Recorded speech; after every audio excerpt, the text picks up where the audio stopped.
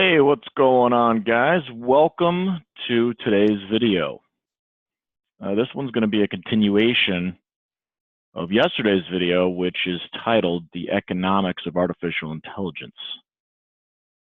So if you haven't watched that one yet, definitely check it out. That'll give you some of the information that's being referenced in this video. Today we're talking about data, because data is the building block. Data is the building blocks of artificial intelligence, because machines, artificial intelligence is just a machine that's learning shit. It learns from data. Data is the teacher. We're producing so much data as a country, as a world, according to Eric Schmidt, who's the ex-CEO of Google. And keep in mind, this is 9 years ago. There were 5 exabytes of information created between the dawn of civilization through 2003. That much data is now created every 2 days. It's probably quicker now. It's probably faster than that now, because that was 9 years ago. A lot of stuff has happened in the last 9 years. In 2010, Blockbuster Video was still a thing. If you don't know what an exabyte is, it's 1 billion gigabytes. It's a lot of data. Now, there's different types of data. And we're not going to spend a lot of time on this. You can do your own research. Go Google it. Go look it up. Go figure this out, because it's very important you understand the future of your business. This is changing everything. The way this data is processed, the way this data is analyzed. Because up until recently, unstructured data, it was too big and too diverse to analyze.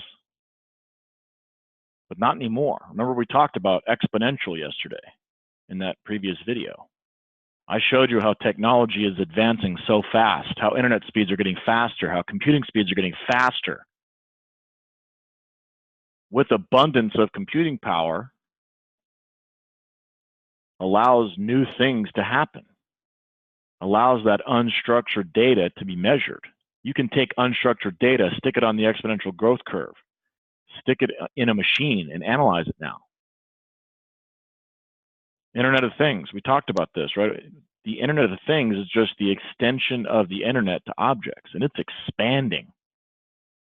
As that data comes in, as new sensors come online, as networks expand, right? Google is putting out fiber networks, right? Go to google.com/fiber, type in your zip code, and you'll see if Google Fiber is available in your area. Google's not slowing down, they're speeding up. They understand what's happening, what's going to happen in the future. Everything is going to be digitized. Go online and look at this website. If you go to this website, just type in the internet in real time in Google, and you'll get a website that looks like this, only it ticks up every second. You can see how much data is being transferred in real time. Again, data is the teacher for machines. Why do you think Google is bringing on data? Google is digitizing books. Why? Because when you give a machine information, now you have machine learning. Everything's just speeding up. I mean, as we're typing, as we're talking, as this video is being recorded, a lot of people think that from 3G to 4G to 5G is like a linear thing, but it's not. It's exponential, right? From 3G to 4G, the download time for a 2-hour movie went from 26 down to 6. When we make the jump to 5G next year, that 6-minute download now takes 3.6 seconds. The speed at which the internet is getting faster is getting faster. And you can create an algorithm inside a machine, right? Google has an algorithm when you search things, right? A process or set of rules to be followed in calculations or other problem-solving operations, especially by a computer. That's AI. That's artificial intelligence. It's just a machine doing work. That's why machine learning is so important, because all these companies, all these networks, all these devices are coming online, right? We talked about that a little bit yesterday, right? You have a smart doorbell now. That wasn't around 5 years ago. Everybody's getting smart TVs and cutting the cable, so to speak. Everything's coming online. Your coffee machine is going to be online if it isn't already. You use information that you already have to generate information that you don't have. We're using machines to make predictions, right? We talked about that yesterday. Machine learning is a prediction engine. That's how the economy is going to change. The cost of prediction is going to be reduced. And it's going to impact our lives in ways that our brains cannot even comprehend right now today. And with an algorithm, when you feed data into an algorithm, it can continuously improve. It's called a closed loop analysis or an AI flywheel. Prediction engine measuring. Remember yesterday we talked about the 5 companies that have taken over the market in the last 8-9 years. I told you I was going to explain that technology to you. It's AI driven, it's machine learning driven. There's a very specific type of technology that all 5 of these companies on the right used before the 5 companies on the left. Now, full transparency, guess what? Walmart is now an ad platform. Walmart now does identity resolution. Walmart has an ad platform. Walmart does people-based marketing now, which is identity resolution. The ability to deterministically resolve the identity of anonymous website visitors. Why identity resolution is so important is because you're linking people to data and devices. This is what's in it for you. This is what you need to be paying attention to. Because identity resolution is no longer reserved for those big companies that I just showed you. We run an identity graph. We do identity resolution right now today for our clients. There's a couple reasons why this is important. Because you can't go to Facebook and say, hey, Facebook, prove to me that the ads that I'm running on your platform aren't bots. Facebook will not do it. Why? Because it's tied to their profit. If they eliminate bot fraud, their value would decrease by double-digit percentage points. And they don't want to do that. Same with Google. You can't go to Google and say, hey, give me the identity of the people that are clicking on my ads. You have to earn that data, right? You have to get them to opt in. You have to get them to call you. You're playing a content game with bots. And they're not going to give you the identity. You're not doing people-based marketing if you're advertising on big platforms. You can't go to Google and say, hey, that audience I just created, let me take that audience and go run it over on Google. You can't go cross-platform with your audience that you build. So when you're advertising to a demographic, you're paying retail. You're paying for the targeting, you're paying for the audience, you're paying for the demographic, you're paying retail. That's why people-based marketing is so important. That's why identity resolution is so important, because when you deterministically resolve the identity, it eliminates bots. And I'll show you the technology behind that here in just a second. Let's talk about your ideal customer for a second. Let's call him Bob. Bob's a real person. He's not a bot. He's online, he's looking, he's searching, he's clicking on websites, and he's got multiple devices. All right, remember we talked about Facebook just a couple slides ago. When you market on Facebook, when you run Facebook advertising, you're essentially marketing to Bob on Facebook on one device, because their cookie is platform and device specific. It's very important to know that. Well, guess what? Bob goes to all types of different websites. He's going to his favorite football team's website. He's checking scores. He's doing research. He's trying to solve problems. He's looking up, WebMD stuff. He's all over the internet, and he uses different devices. According to Google research, 98% of Americans switch devices throughout the day. So that's why people-based marketing is putting demographic targeting out of business. That's why all the big companies aren't doing demographic targeting anymore. I'm not saying you wouldn't target a demographic within your marketing. I'm just saying if you only do demographic, you'll lose to someone that's doing people-based. You'll lose to someone that's doing identity resolution. And you'll see why here in just a second. So let's show you how identity resolution works. Your ideal customer, Bob, he goes and signs up for a paid content site. Now, why is it important that it has to be paid? Remember what we talked about with bot fraud. Bots don't buy things.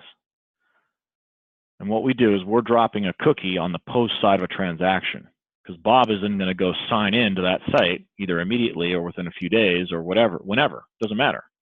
Bob's going to hop along and he's going to sign into that website that he paid money for. We're going to drop a cookie in Bob's browser, and that cookie is going to sync to his email address. Doesn't matter the device, doesn't matter any of that stuff. That's how we know that Bob is a real person. And then we're going to sync that information up to our identity graph. And on that identity graph is all of Bob's devices, all of Bob's email, and his behavior. What websites he clicked on, what is he in market for, what is he currently shopping for. And if you're confused about what an identity graph is, think of it like a spreadsheet, like an Excel spreadsheet with massive shit tons of data. And it's just a machine. The data comes through, it gets stored on this graph so a machine can analyze it. It's as if you were to open up an Excel spreadsheet and write Bob, write his email address in there, and then write Bob clicked on my website. And then Bob went to WebMD, or then Bob went to kbb.com and looked up his trade value for his vehicle. Or Bob went to usasolar.com and researched solar technology. Or Bob went to Google and did a keyword search for something. We're tracking all this behavior on our graph. Hopefully that's starting to sink in. Hopefully that the value of that from a business perspective, because the economics of understanding the behavior is amazing. It's tremendous. It's powerful. Our graph is resolving identity deterministically on over 260 million Americans. We'll be in France, we'll be in Australia. This will be worldwide soon. Right now we're focused on United States only, but we will be in the world, across the pond, so to speak, very soon. The average consumer right now has 3.2 device IDs, soon to be 12. That's why I showed you the backbone of this, the background of where the marketplace is going. Soon, that's going to be 12 device IDs in the very near future, exponential. 4.2 emails per person. We're bringing in massive amounts of data every day, and we're analyzing it using a machine, data on top of data, knowledge, power. And from a business perspective, why are we doing this? So we can market to Bob wherever the fuck he goes. Doesn't matter which device he uses. Doesn't matter which website he goes to. This is not an expiring cookie. What if your sales process lasts longer than 28 days or 4 weeks? What if your sales cycle is longer than that Facebook cookie? What if Bob clicks on your ad, knows that it's something he wants to look into, bookmarks your site, and then a month and a half later goes back to it and starts shopping? Or goes to a different device? You don't have him. You wouldn't have his identity. You wouldn't know he was there. But there's technology that does that. And omni-channel marketing is the future. You have to do omni-channel marketing. You're not just marketing to Bob on Facebook on his tablet. You're marketing to Bob as a human being that has real problems, is looking for solutions. He's looking for the outcome that you deliver. And if you don't follow up with Bob, because Bob's going to forget about you, right? Bob's busy. You yourself have probably seen 100 ads in the last 24 hours. Name one. Omnichannel customers have a 30% higher lifetime value than those using only one channel. According to Gartner, campaigns using 4 or more digital channels will outperform single or dual by 300%. So don't take my word for it. Look at the people that have the real data on this. This is what you should be doing. This is the type of marketing you should be doing. A little bit about our behavior database, our graph, our identity resolution. We're tracking 50 billion real-time behaviors per day. We're looking at keyword search, right? Who's in market? Who's shopping for certain things? Who's looking at buying a house?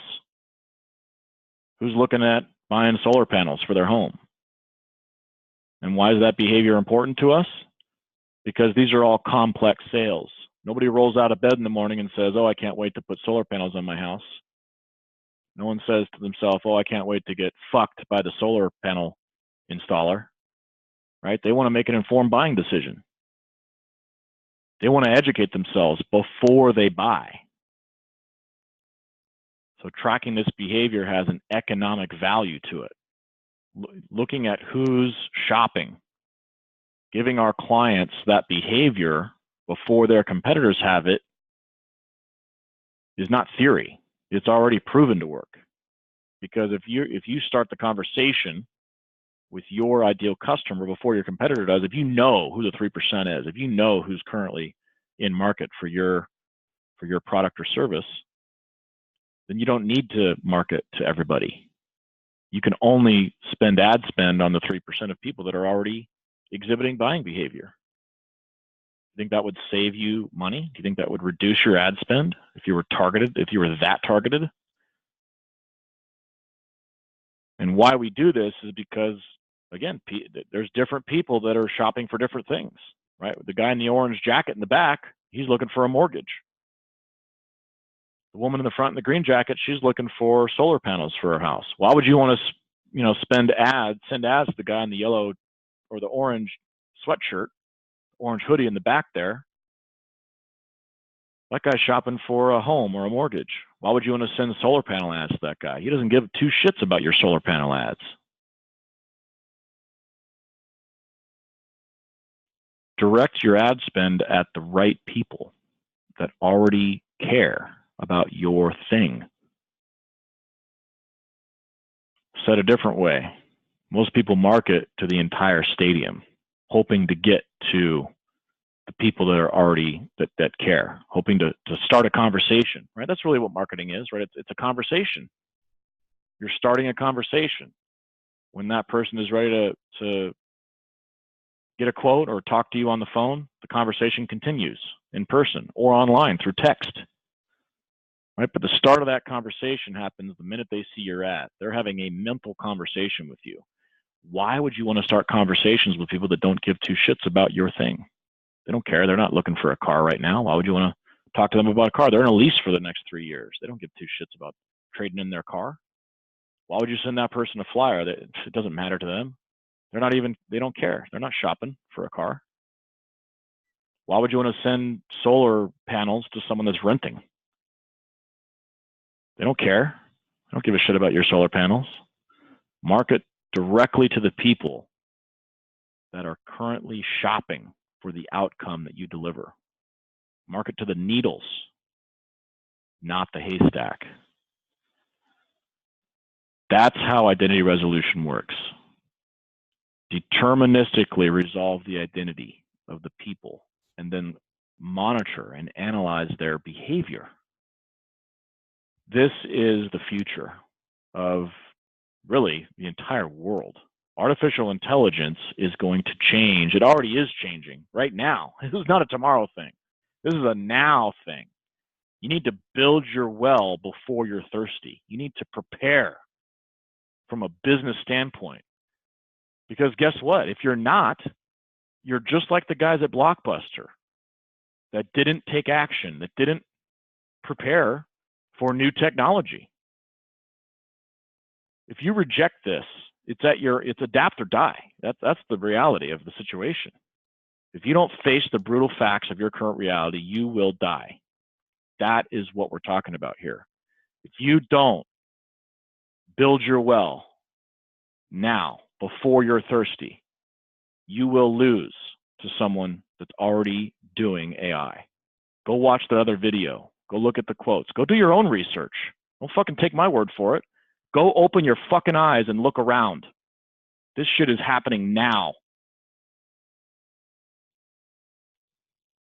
And it will put your ass out of business if you don't adapt. You'll be just like that Blockbuster guy when the idea man came in and, hey guys, we might want to, adjust to technology. The Blockbuster guy was like, yeah, we're good. We'll stick with our DVDs and late fees. Kodak, go look at Kodak's revenue curve over the last 10 years. Guarantee if someone walked into their office and said, hey guys, our product is a little bit analog here and the world's going digital. And they said, yeah, but look how much we're selling. That's what exponential technology does to people. It doesn't give a shit about you or your current revenue. It's an immediate, it should be on your radar right now. You should be looking at artificial intelligence and machine learning and how you can apply it to your business, because it's zero-sum technology. Do you want to market to the haystack while your competitor is marketing to the needle? He'll already have a relationship. You're just flying blind if you market to the haystack. You'll eventually hit a needle, but at what cost? How much ad spend do you have to spend on the haystack to find the needle? That's probably why your conversions are dropping, because people are already starting to use this stuff. Big companies have been using it for years. And it's only a matter of time before it makes its way to Main Street and it becomes the normal way of marketing. Just like when Facebook ads first came out. Within a few years, everybody was advertising on Facebook. And what did Facebook do? They raised their price. They probably kicked you off their platform once or twice. Right? Raise your hand if you've been kicked off Facebook, or had to start up a new ad account, or had to hire somebody else to run your ads, or got in Facebook jail. Or what happens when Facebook goes down? Remember, like, what, a month or two ago, Facebook was down for a day or two? Guess what? You couldn't run ads. With identity resolution, you have a manifest of names and numbers. You have the identity. You're bringing your audience to the ad platform. That's what we call own and control. When you own and control your audience, it doesn't fucking matter what the ad platforms do. You can run your ads anywhere. When Facebook went down, our clients didn't miss a beat because we just went and ran ads over on Twitter. It doesn't matter what the platforms do.